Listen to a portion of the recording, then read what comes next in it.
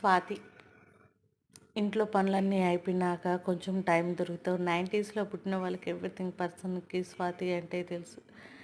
ఏంటంటే కాలక్షేపం అంటే ఒకప్పట్లో ఫోన్, అప్పుడే కీప్యాడ్ ఫోన్లు, నోకియా ఫోన్లు వచ్చే సమయంలో దీంట్లోనే కాలక్షేపం. కొన్ని కొన్ని స్టోరీస్ ఉంటాయి, బయట విషయాలు ఉంటాయి. అంతవరకు మైండ్కి తెలిసినంత వరకు మైండ్ బాగుండింది. ఫ్యామిలీ గొడవలు లేవు, అన్నీ బాగానే ఉండేవి. ఇప్పుడు సోషల్ మీడియా ఎప్పుడు వచ్చిందో, ఈ సోషల్ మీడియా వల్ల